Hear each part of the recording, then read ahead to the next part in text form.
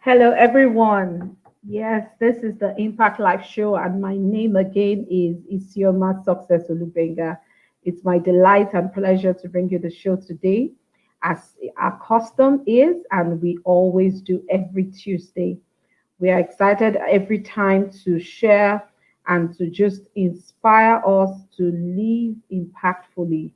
We are hoping that in this show and through this show, many people will begin to think about the word impact and they will begin to live their lives to make impact, so that at the end, they will be able to look back and say of a truth that they didn't come here and waste the time that they had here or their lives here on earth. Our lives are supposed to make a lasting impact on other people. And whatever things that we do every day is what actually brings us to that impact. Today, again, incidentally, it is the last episode on our Chronicles of Impact series that we started 11 weeks ago. It's been an interesting and inspiring journey for me. I've been completely, inspired by all the stories that we've had from Riri Okoye, who was our first guest, to Dolapo Osuntuyi, who also was doing an amazing work with children in Magboro community and other communities around Lagos, to so many others, business, social enterprises, people working with young people, people working to feed the poor. So many inspiring stories have happened in the last 11 weeks. We have been sharing from the stories of our guests. And I can go on and on with all of those stories. Today is the last episode. Is the 12th week that we are going to be sharing our impact stories in the Chronicles of Impact series. And our final but not the least guest on this show, on this last episode of the Chronicles of Impact series, is no other but Chinenye Ebele Onuorah. This wonderful, beautiful lady is the founder of Regalo Hope Foundation. I've been told about so many things. I don't know too much about Chinenye yet, but she was highly recommended and referred by someone that I know, and her work has been phenomenal. Having conversations with Chinenye, I'm personally inspired because she's done an amazing work from a very young time. She started on this journey for since she was really little. So I'm sure and I'm so persuaded that today you and I are going to have an amazing time just learning from Chinenye. So without much ado, I would just go straight to getting Chinenye up on the show today. While she comes up, I would also do my best to give a bit of our profile, reading of our profile. Okay, so I will just do that before she comes up. I will read her profile, then I'll bring her up. I'll read Chineye's profile, then I'll bring her up after reading her profile. 1 minute. So Chinenye Ebele, excuse me.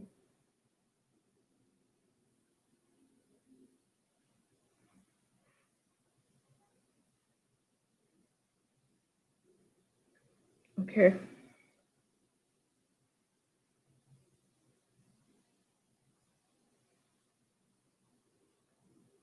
apologies. Didn't get to it.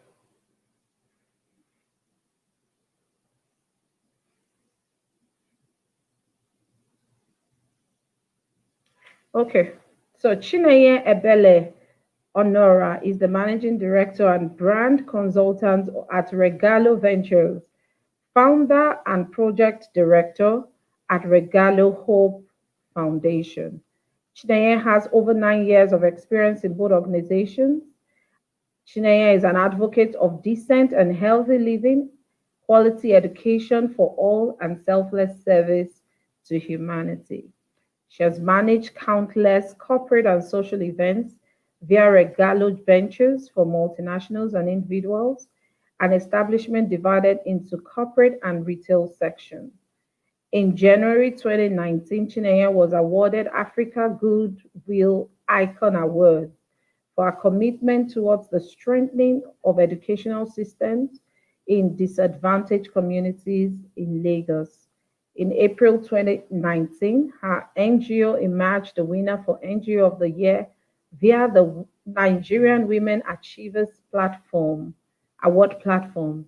In August 2019, Chinenye was awarded with the Nigerian Volunteers Award for her selfless service to humanity.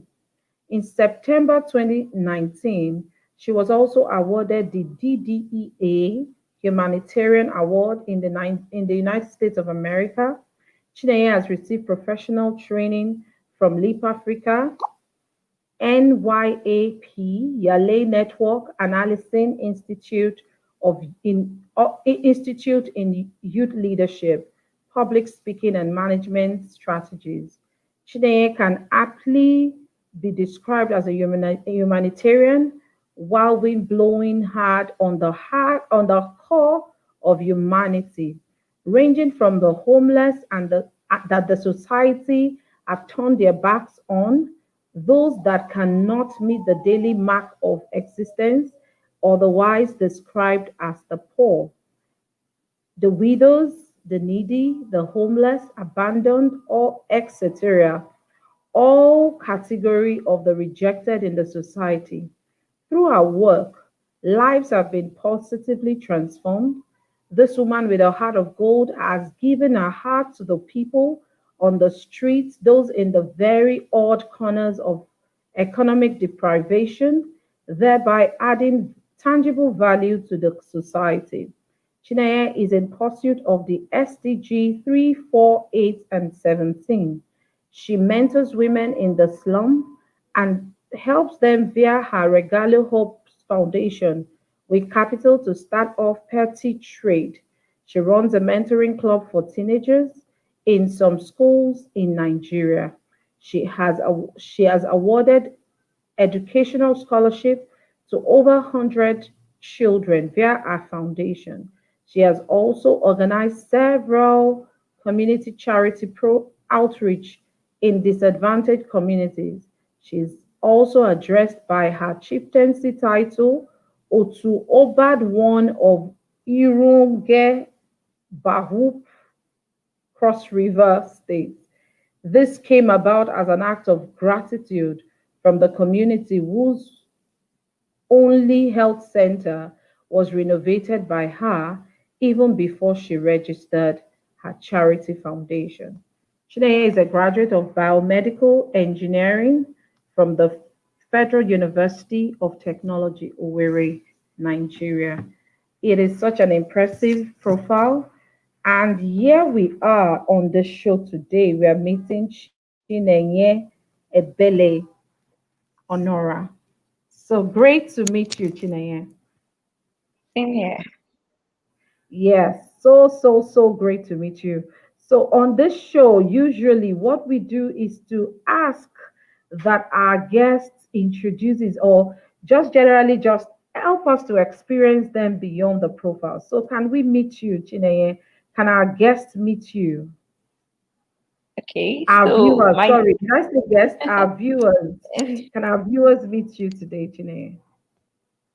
okay, so my name is Chinenye Onuorah, and well, aside the profile, I want to say something different. The profile has been read.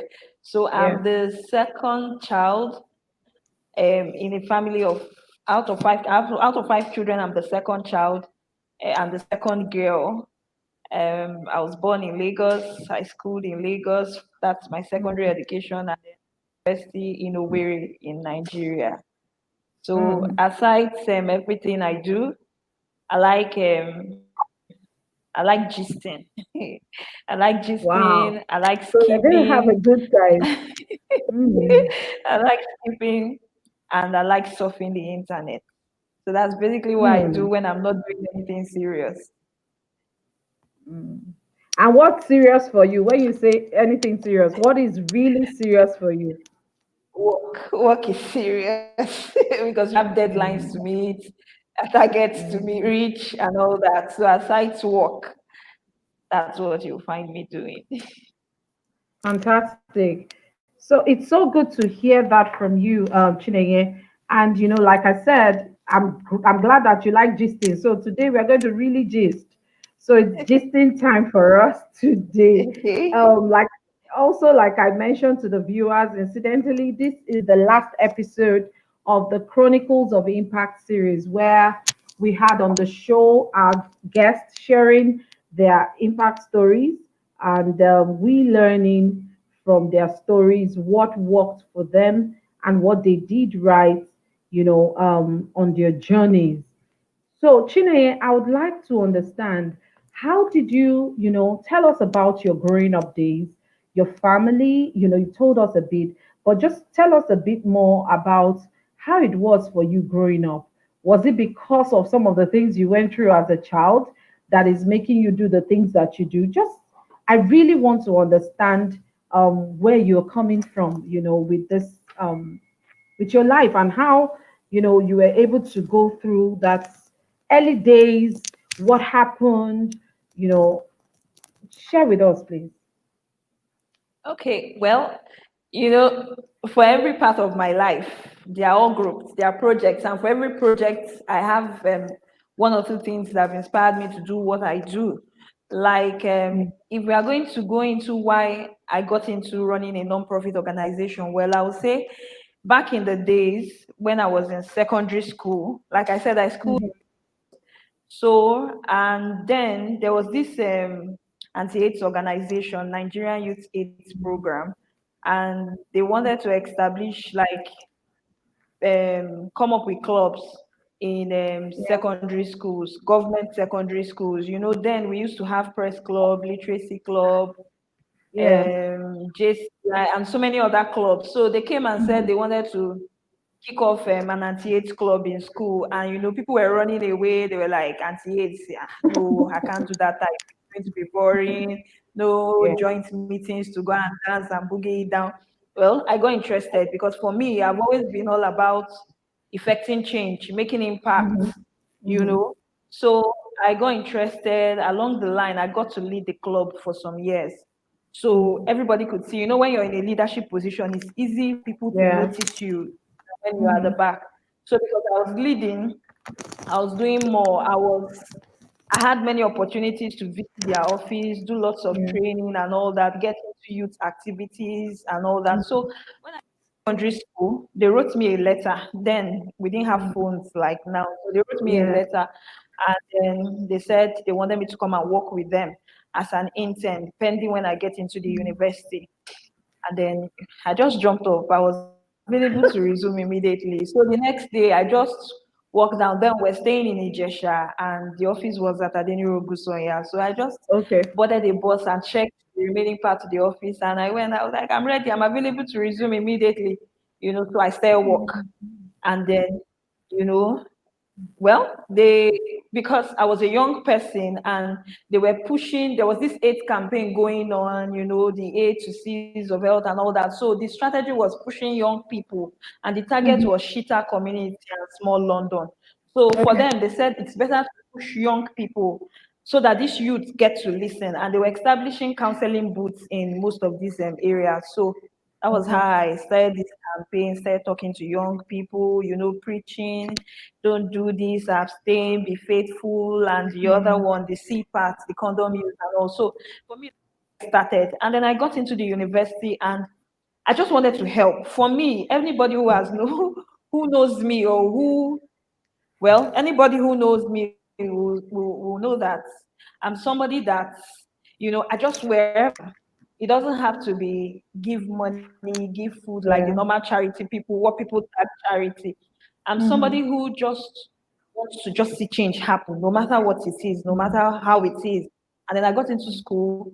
I started doing small bits here and there, offering free services to do one or two things for people, mhm. and then it went on and on until I went for youth service. And then I was posted to Cross River State. I almost fainted when I got my posting letter because all my friends, we had we were a group of friends, and Yeah. we all somehow worked our posting, and then everybody got to Lagos. It was just me. I was like, why me? I cried though. In fact, that day when I was going to the camp, I cried all through. In the bus, I was crying. I was like, God, why me? And then to make matters worse, they said they were training, I think the ex-militants or so in Cross River camp. So they threw us to Wow. Akwa Ibom. So I had to travel to Uyo and then camp and then come back to Cross River. In fact, from Calabar to where I served, I'm not exaggerating. Back then, because I heard they fixed the roads, but back then when the roads were bad, it took us 7 hours to arrive Wow. where I served, Bawop in Cross River State from Calabar. It was not a funny journey. In fact, really I got into the community and then I now realized no network, no lights. I was like, me, stay here, God forbid. I called my mom. She became worried. My friend was getting married and I was supposed to be the maid of honor. She was like, if you're complaining like this, then how do you come for my wedding? But by the time we got into all these fellowship activities, they say motivational speech and all that. They said God sent you here for a reason. Mm. Well, I stamped my feet on the ground and said, I will be the change. Then I Mm. will be that person who will influence change. And so I Mm. went. It took me time to actually settle down. At a point, I was living in town with the vice principal's family, but at a point, I just packed my things and went to the Copper's Lodge. Now I was Mm. posted as a teacher, and then this certain day I was teaching, and a guy was bleeding in class. I noticed it. I felt it was just normal injury and all that. So I just told him to Mm. clean up the blood that I was making a mess. So when the copper staff room, when someone came to me and said, Kopo, that's what they used to call us then. They were like, Kopo, I used to call the guy inverted comma. That was a nickname I gave him because he has tribal marks up here. So Mm. most times I would just call him inverted comma because it took them time to understand what an inverted comma was. So I Mm. used his face to explain what it was. So he came Oh and my said, God. Kopo, inverted comma is bleeding seriously. So I ran. Other coppers they were like, teachers are there now. But I stood up and then I ran. He was bleeding seriously. I started asking him what happened to you and all that. And he was like, needle got stuck in his leg, it's broke and all that. So I said, did they take it out? He said, Kopo, I don't know. Say I go chemist come and clean them. Then they put plaster. They didn't take out the pin. Part of it was still in his leg. So I took him. This guy was, I'm not exaggerating. He must have been older than me because there, I even had a 31-year-old in my class in SS2. I was teaching English. So I rushed him I started asking, where's the health center in this community? At least there should be hospitals or something, someone to look at it. People were, like laughing, passing comments.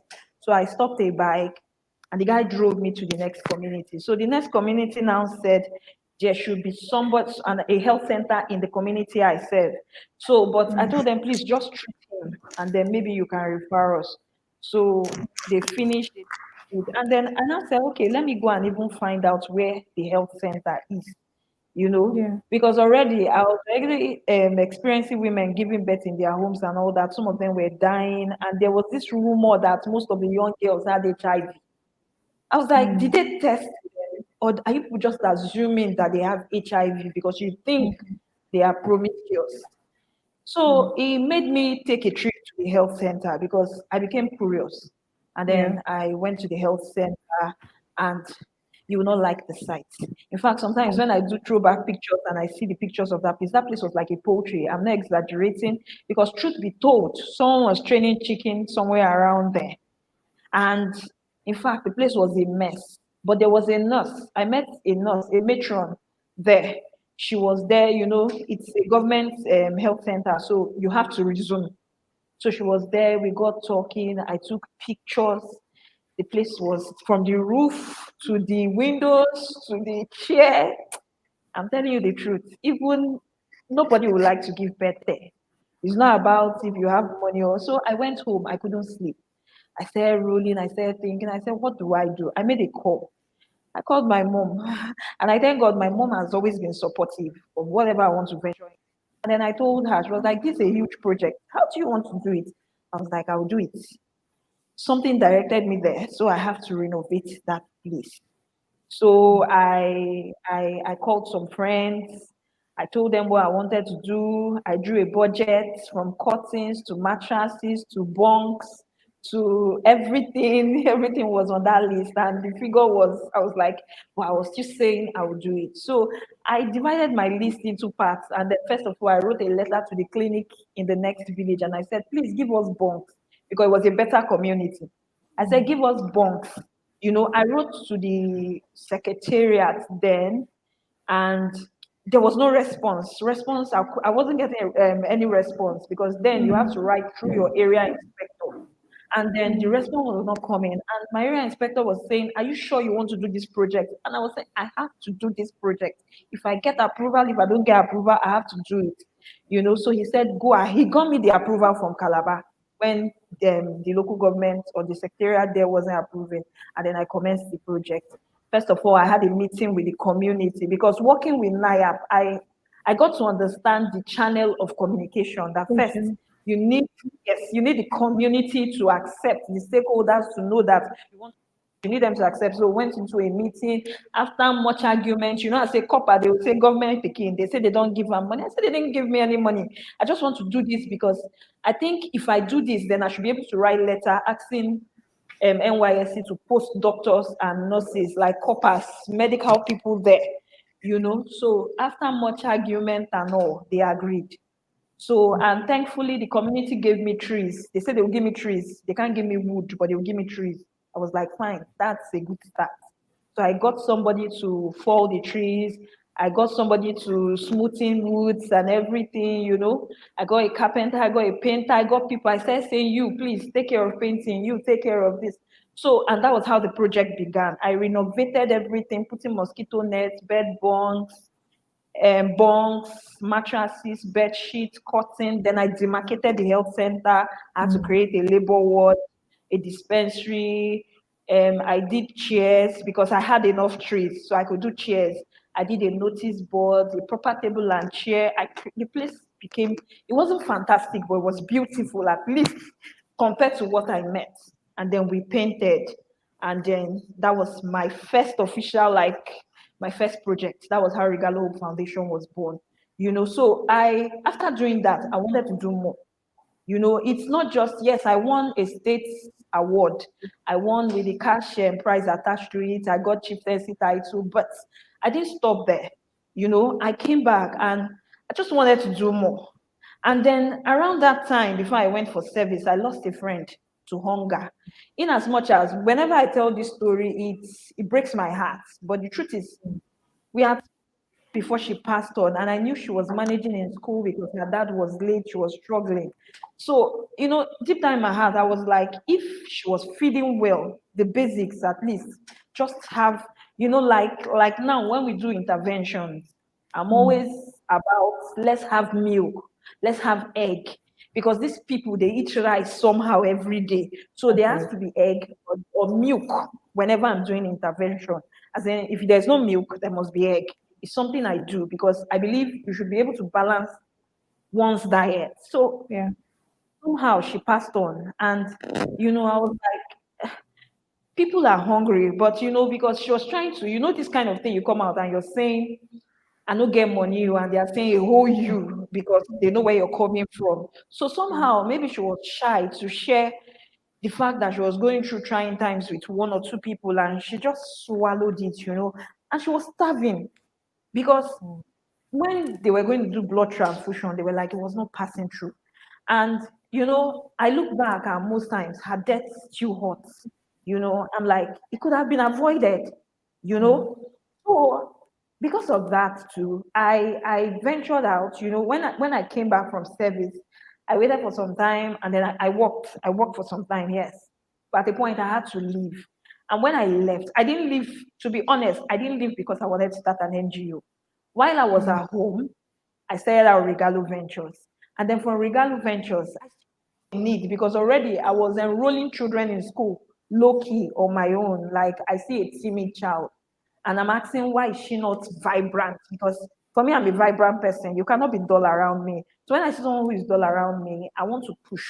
I want to encourage the person to do more. So when I meet timid kids like that, I begin to ask questions, and sometimes maybe because they are in some schools they are not supposed to be in. So most times what I was doing then was to withdraw them, put them in a school that had less kids and where they could like pay attention to them.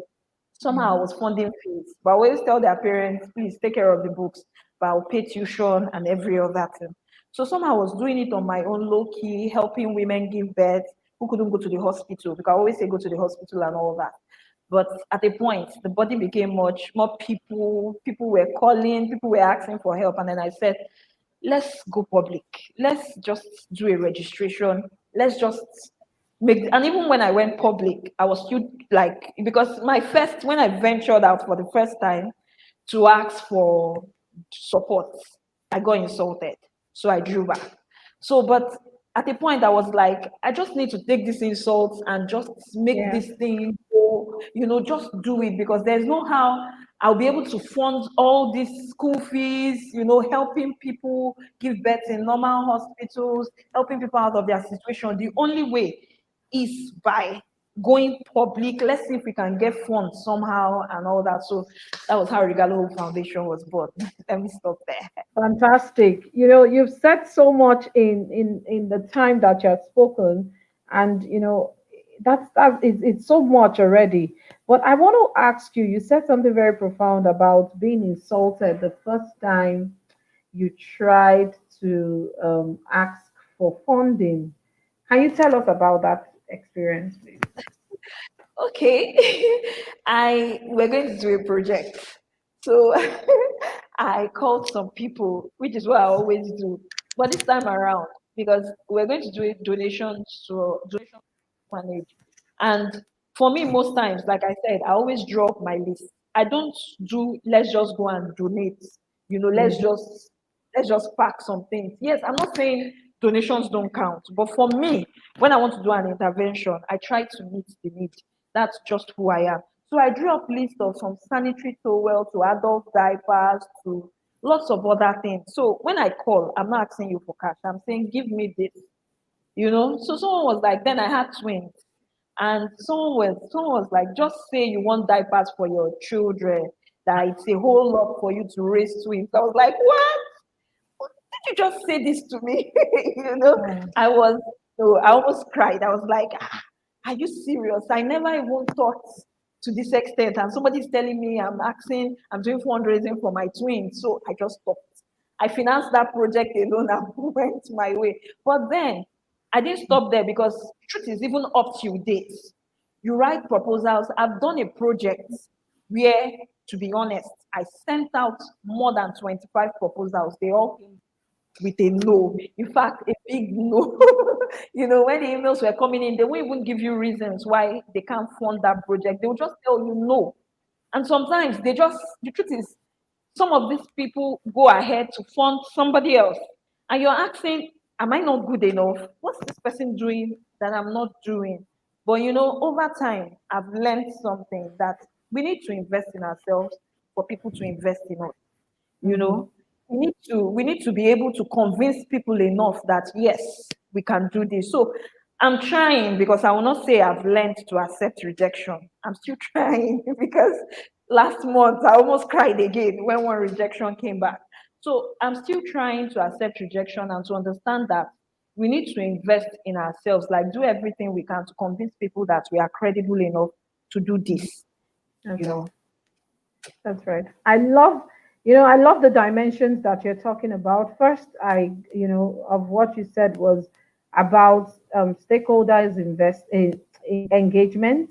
When you started your story, you talked about stakeholders engagement. Very important in trying to do projects, because eventually, if you do not engage the stakeholders, you may end up doing a project that is not valued by the people that you have done the project for, or doesn't truly meet their need. The other part of it that you have said now, oh God, I'm still going to take you up to explain, because of a couple of people that are listening, is talking about funding and the fact that you need to be able to take rejection and recognize that one no does not mean no forever. It doesn't even mean that you're not good enough. It doesn't mean. So that's one another part of it There was something within that that I want you to share about. It's something that I've personally found out with lots of nonprofits and even businesses. Because yes, for businesses they do it because there is a contention for a profit margin or a market share. What is it about nonprofits and collaboration? Do you, Regalo Hope Foundation, do you collaborate with people? And if you do, what kind of things do you look out for when you collaborate? Okay, well, at Regalo Hope Foundation, we do collaboration because we believe in partnership, SDG 17. It talks more about partnership to reach the goals. And yes, we believe so much in actually if you're doing what we are, then why wouldn't we collaborate? Because when you collaborate, you make meaningful impact. That's the way I put it. When you collaborate, you make resounding impact. Sometimes there are projects you cannot just do on your own, like our back to school project yearly. We always take it to a different state from the one we went to last. And like when we had an intervention in Ogbomosho, we checked and we're like, we can't go, cost of accommodation and all that. So what we did was to partner with another NGO and say, okay, execute, implement this project for us in your community. And we're glad that we could touch because we got notified about some group of children who were going to school barefooted and no Mm, school bags and all. yeah. So we didn't just say, okay, because we can't go to Ogbomosho to collect all the glory, let's just hang the project. No, what we did was to collaborate with another NGO to be able to implement that project in their community. So collaboration Mm, is good. And mm. yes, we are also open to other collaborations from even organizations and all. So far, we've been able to do some projects with the help of Lagos Food Bank Initiative, with Mocha Foam, with World Remit, and so many others. So collaboration is important because sometimes it helps to ease the stress. Mm. That thing you think you can do alone, you can just shoulder alone. No, you can't do it alone. You need somebody to be able to take that stress off your shoulder. It's just like collaborating with Mocha. They're giving you mattress. You don't need to buy it. It means a lot. So collaboration, whether it's coming from the corporate organizations or you collaborating with another NGO, it's very important. It's essential in making meaningful impact. Fantastic. I like that. You said something about credibility, and that also came to bear with your story and the fact that someone was thinking that you were going to use the diapers for your children. So, in your opinion, is it do you think that nonprofits have actually attained that level of collaboration that is required for their work? And with the work that you do, what are the things that you put in place to ensure that people view you as credible and are able to do fund what you're doing and keep coming back to fund you? Okay, well, so far, one of the steps anyway, when you're executing projects in partnership with another organization, well, not just in partnership, even for your own self, you need to file these cases. Let me just keep it simple. Create files. When we started Regalo Foundation, we just wanted to meet a need. We didn't see it as there was need to document and all that. But over time, we were going to sign partnership with somebody. In fact, that person happened to be a member of my family. She runs an organization and she was bringing that project to me through her organization. And in fact, we had finished everything when they asked for proof, and I didn't have anything to show. You say you've Mm, enrolled this number of children. Let me see from when you enrolled them, the before and yeah. after. There was nothing. There was nothing, to be honest. I was broken. I almost cried because no matter how I begged and said, no, see, I do this. She said, no, it's not about me. It's about the people I'm bringing. They need to see something. Don't just say you do this. Put it into a file. Do reports. She began, my eye opened after that. And, I'm particular about, let's take, sometimes too, when you come on social media, people post and people are like, when you're going to do good, leave the camera at home and all those, because I see it as Yeah. bullshit. You can't Yeah. tell someone to leave the camera at home, someone who runs an organization, someone who Yeah. needs to account for somebody's money Yeah. to keep the Yeah. camera at home. Now, I'm going to tell you something. I was going to sign a partnership with World Remit last year. And to be honest, I didn't meet World Remit for one day until we had closed that partnership. I did not meet them. I did not see them. I did not go for any meeting. But what did they look out for? One, my website. Two, my post on Instagram. Three, how long have they been putting it out there? Are they giving us, are they showing us, is there something to show that there's an existing office address? Is Mm-hmm. there, they were looking out for so many things. They checked who the founder, the project director is. They checked my personal page. They checked Mm-hmm. everywhere. They went everywhere they could go to. They went to LinkedIn and all that to check. There was no need to do all the ones of give me your company profile. No, I didn't do all that. I didn't do all that. And at the point I was even saying, because to be honest, that was the first time I was hearing about. I've never heard when they contacted me. I was telling my husband, "Are you sure this is not scam and all that?" I started checking. I started googling before I now saw that there's actually an organization called World Remit because they approached me through a third party before we got talking. And the truth is, we closed this partnership on a Skype call, not even a video call. It was a voice call. And before you said anyone could say Jack, we got an alert to execute a project on their behalf. So sometimes, we need to be able to prove we are credible enough, to prove that we are trustworthy enough that we can do this. We need to NGOs need to learn how to put their reports in order. And thank God for the internet these days. You don't need to. I'm not saying trainings are not good, but if you can't afford to go for such trainings and then you don't get to attend the ones that are free, just go online and say, how do I prepare a non-profit report and all that? You'll get templates. Do that. File reports. Put open files on each person you've handled. Do videos.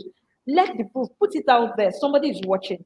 You may not get 500 likes, but the truth is, somebody is watching your post. Somebody is sneaking in and out of your page to check if you're genuine. So it's important to do these things to prove to the world that you are you are trustworthy enough. You can do this. It's important to keep up all our social media accounts active and everything we can do to show the world that we have really done what we say we can do.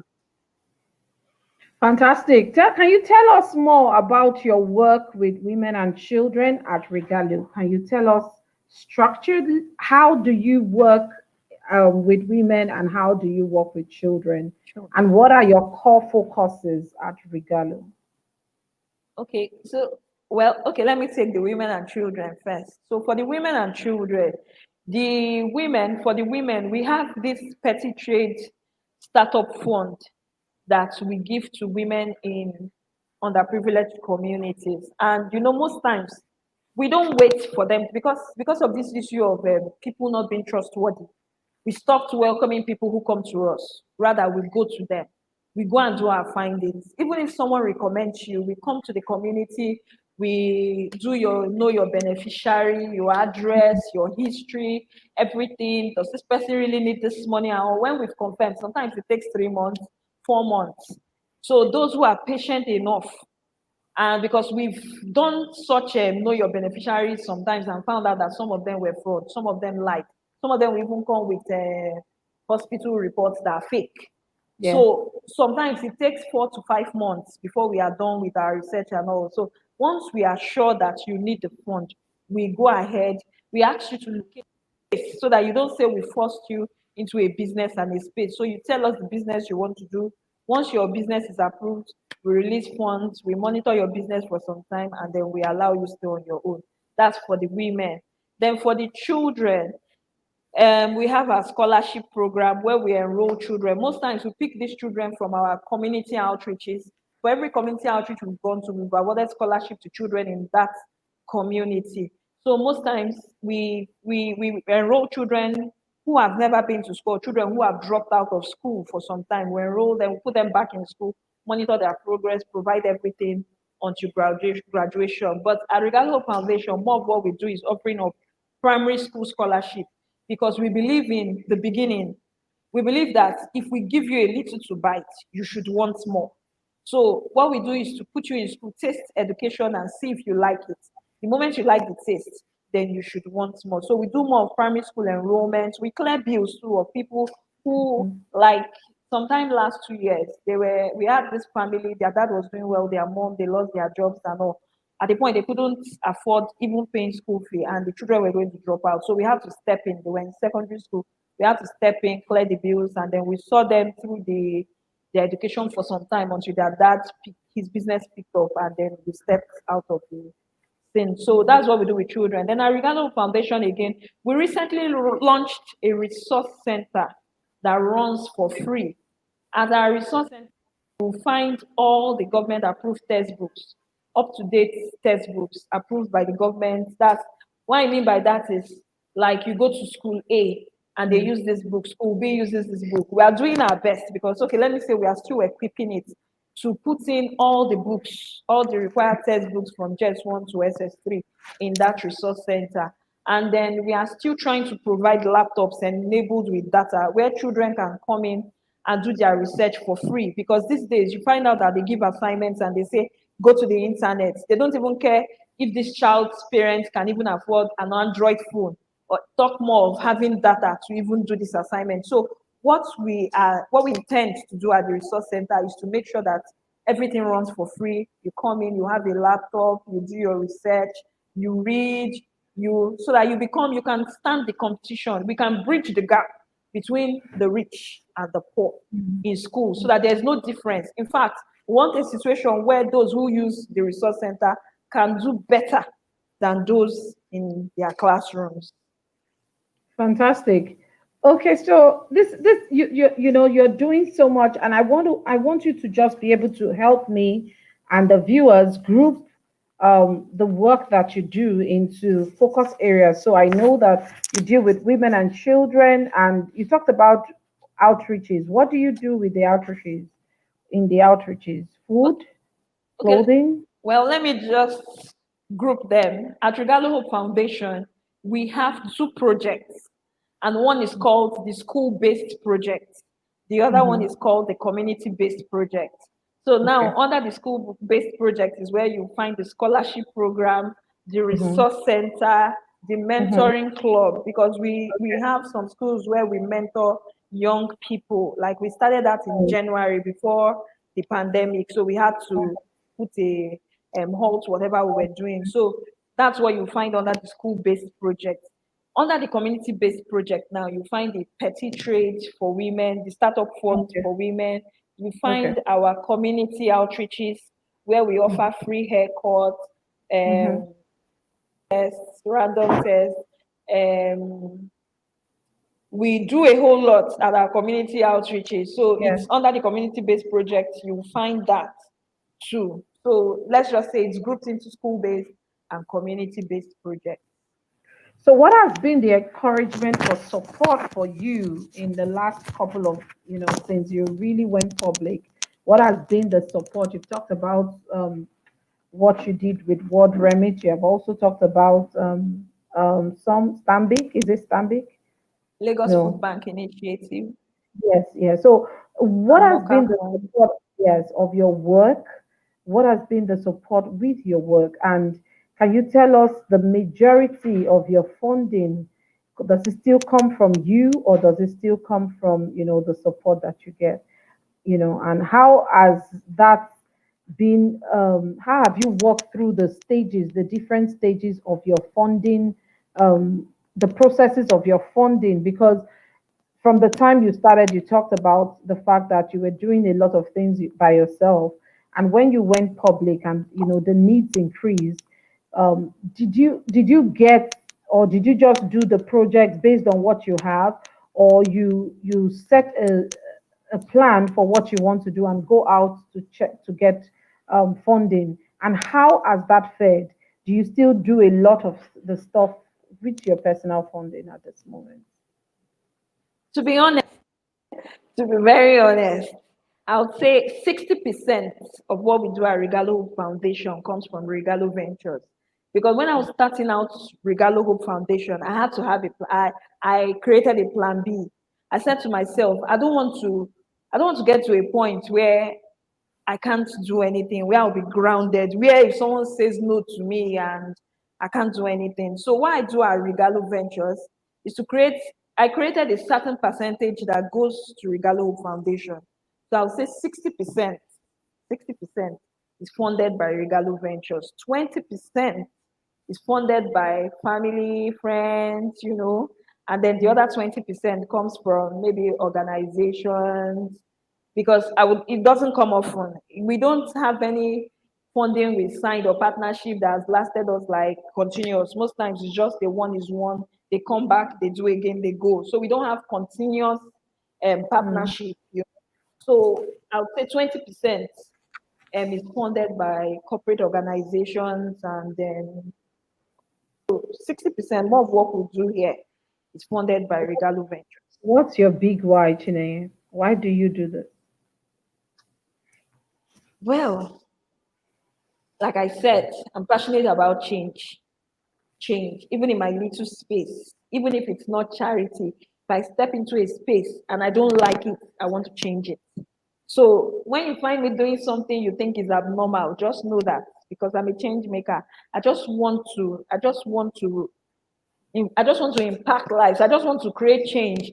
And then I don't know if I can say this here. Somehow back then, when I was working with NIAP, I had the opportunity to attend a seminar or a training or a workshop where Ndidi Muneli, the ED of NIP Africa, was present. She inspired me. And there was this other lady at that event. Okay, she inspired me and she somehow pushed me to do a program.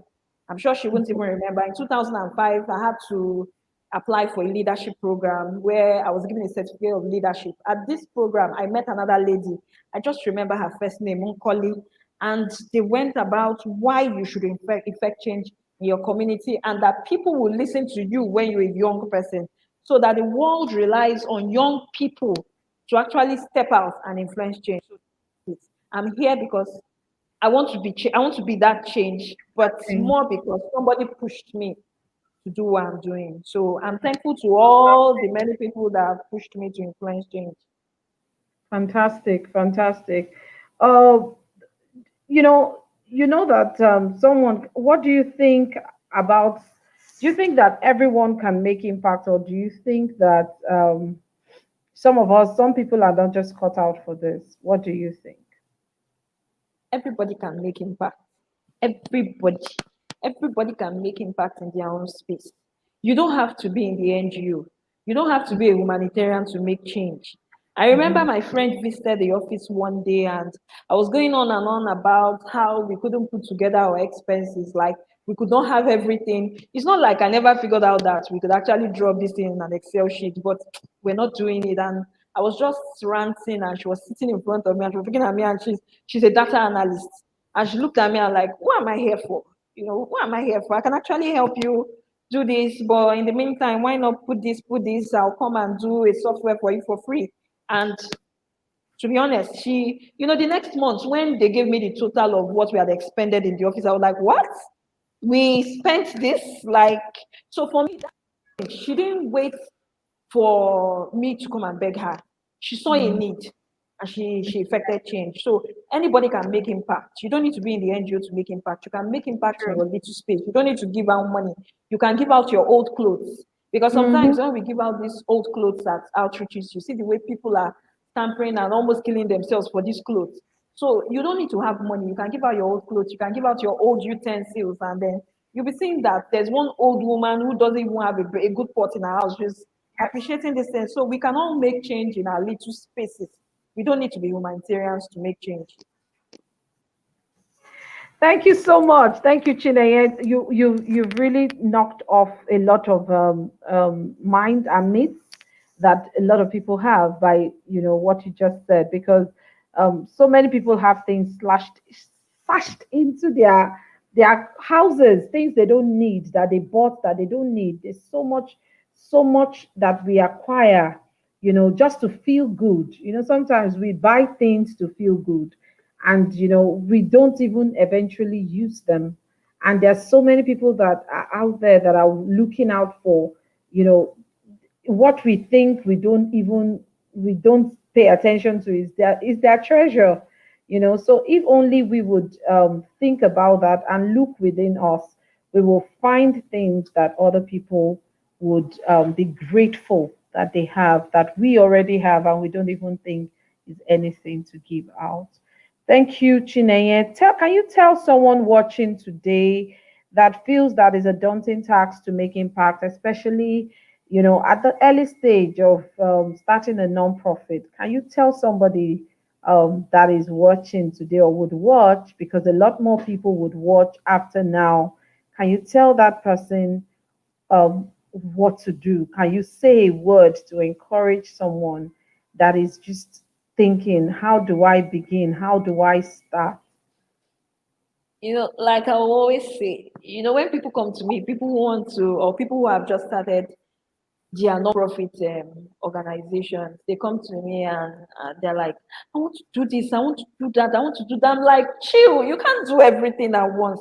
Pick one, just pick one first.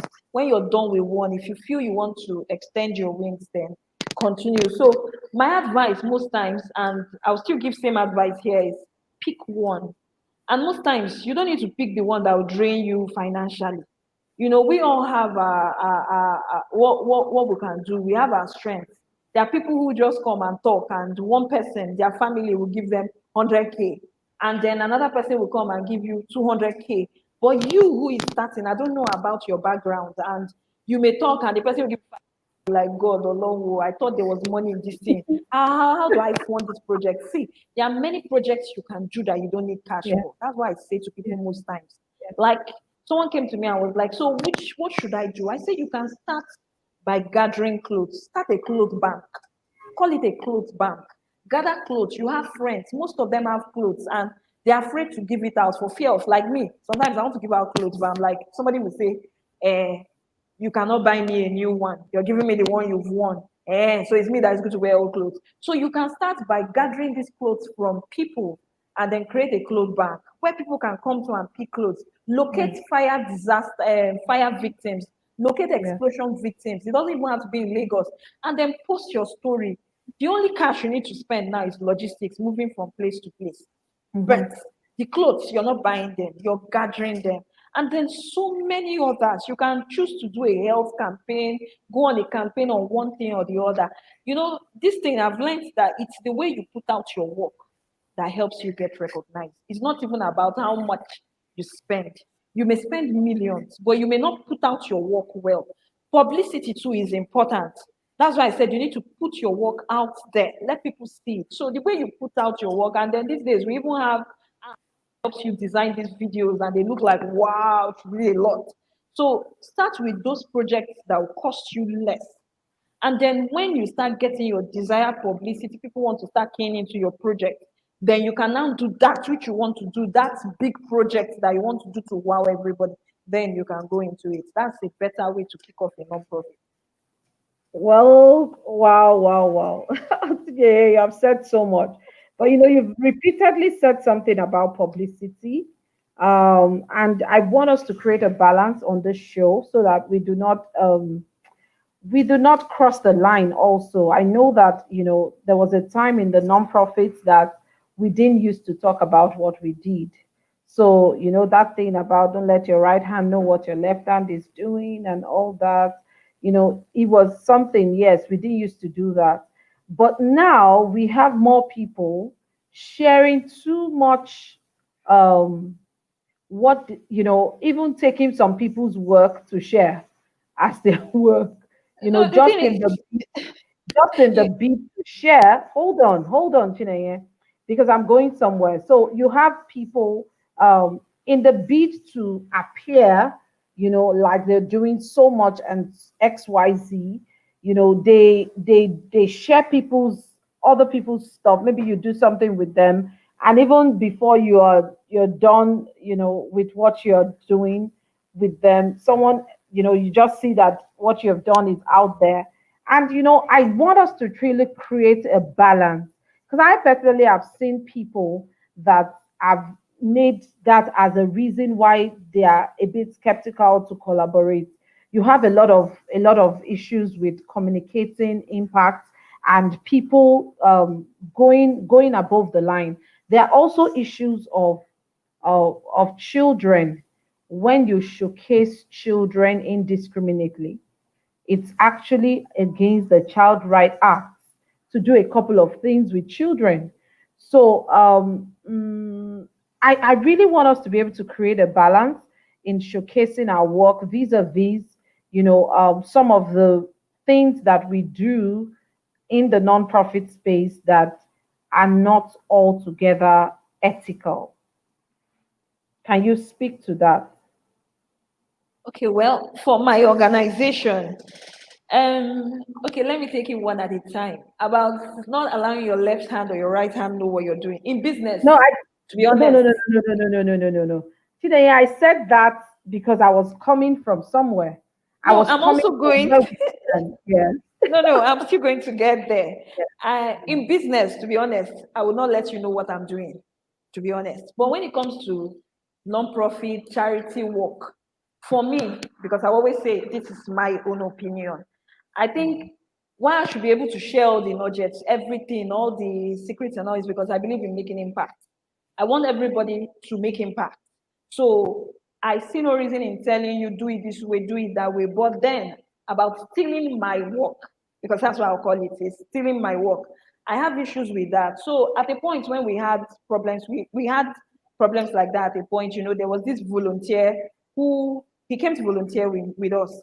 And at a point, I didn't even see our work out there. Somebody contacted me, another NGO leader, and said, somebody is sharing your work, that he wants to win a grant or so with Christ Embassy and all that. Pastor Chris was doing something. So, what I did was, after that, he taught us a lesson. We had to draft an agreement, a volunteer confidentiality form, and where we stated our do's and don'ts. And at the end, we said, if you break any of this, then it's fraud and we will sue. So we've Mhm. not had anything like that ever since. So I think organizations should come up with such documents, even when you're partnering with another organization, that this is what you want, this is what you do not want. So anybody crossing the line, sometimes these documents help to put people in check. So, and then about the one of sharing and pictures of children and all that, for us, when I'm doing an intervention, like I said, I'm a policy person. My friends will say, Madam Policy, because I start from the beginning to engage everybody, writing to your community, taking permission to take pictures. I don't take pictures if I'm not asked to take pictures. We do all that at the back before we execute projects. So I always ask for permission, even when we visit orphanages. We always let them know that we want to take pictures, and they will tell you the ones to post and the ones you cannot post. But most Yeah. times, what we do when we visit children, we blur their faces. That's for little kids. But if the person gives us go ahead and says, post, we post. But the person is to be posted, we take pictures side view. You don't need to show everything, or we blur the child's face and all that. So it's Mhm. either or you're applying discretion in posting pictures. Thank you so much, Chinenye. It's been a very worthwhile afternoon with you, just sharing and getting to know and learning about all that you've been through on this journey. It's really been an insightful time for me to learn.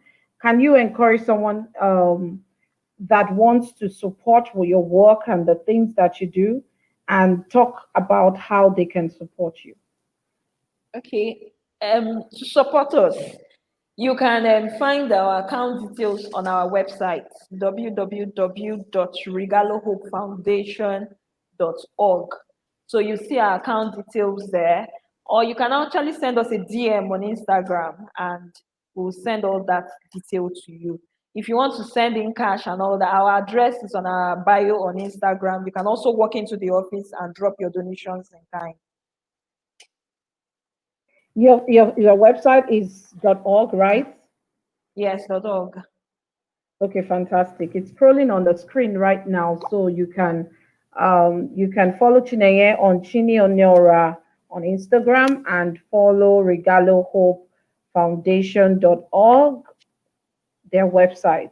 Thank you, Chinenye, for today. We've had an amazing time of learning and sharing with you, and it's been my delight just having you on the show today. Thank you Thank so you. much. So Thank you. can you give one last word to our viewers while we close? Yeah, I would say we are all change makers. Don't see somebody and think that somebody is doing better than you. You can also create change in your little space. So go out there and effect change and let your, I always say, let your footprints be imprinted on the sands of time. Thank you so much. Thank you so much. Those are the ethics of this show. This show is teaching us every day and inspiring us to make everyday impact. Everyday people can make everyday impact. That's what we preach. And we are trusting that we will daily have people watching from this show and being inspired to leave their impact. From us again, from our team, and from me, my name remains Isioma Success Olubenga. And our guest today was Chinenye Ebele Obiora. Thank you so much, Chinenye. She's the founder of Regalo Hope Foundation. Until we come your way next time, next week, Tuesday, please keep leaving your impact. And from us, we'll say bye bye, bye bye. Follow our Instagram page. Oh no, did I say yes? Instagram and also our Facebook page, and also subscribe to our YouTube channel. For those that will be watching this later, we hope that you get value from this video. Thank you very much and bye for now.